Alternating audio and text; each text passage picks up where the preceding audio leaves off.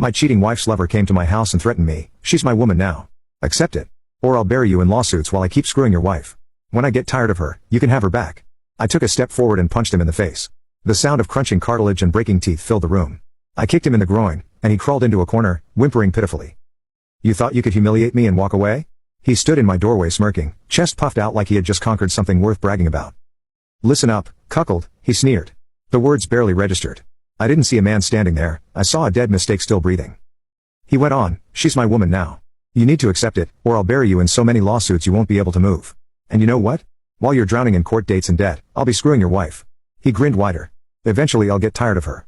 Then she'll be yours again, used up, broken, yours. That's when I stepped forward. No warning, no ceremony, no hesitation. One clean right hook. The crunch was instant, cartilage shattering, teeth snapping loose inside his mouth like broken marbles. He staggered backward, blood already spraying from his nose. He barely had time to gasp before I drove my boot directly into his groin. He folded like a paper doll, collapsed into a pathetic whimpering heap in the corner of my porch. No witnesses, no cameras. Just me, him, and justice long overdue.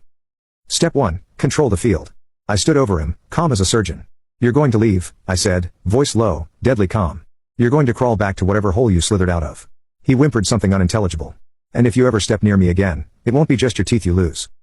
I turned, slammed the door, and locked it behind me. But this wasn't the end. This was just the beginning. Because you don't just fight scum like him with fists.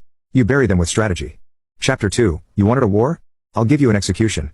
I didn't sit down after the door slammed, didn't rage, didn't throw punches into the wall like a fool. I got to work. Because if he thought throwing around threats of lawsuits would scare me, he had no idea the hell he had just unlocked. Step 2, start the war where you can't see it. First, I called a lawyer, not a divorce lawyer, a corporate shark, a man who made a living eating people like my wife's lover alive and picking his teeth with their bones. I gave him the rundown: trespassing on private property, verbal threats of malicious litigation without basis, attempted extortion, physical threats recorded by my home security system. Oh yes, that camera above the doorbell recorded everything in crystal clear 4K. Step 3, hit him where it hurts. Within 48 hours, my lawyer filed a restraining order against him. We served him a civil lawsuit for harassment and emotional distress. We leaked copies of the restraining order filing to his employer, who had a strict morality clause. Turns out companies don't like when their employees get served papers for threatening married men and engaging in extramarital affairs. His rising star reputation shattered, his job hanging by a thread. But that wasn't even the main course. Chapter 3, cutting off their oxygen one breath at a time. His job wasn't the only thing I went after. It was time to suffocate them both, slow, systematic, no way out. Step 4, destroy their circle. I sent carefully written anonymous emails to every major client he had.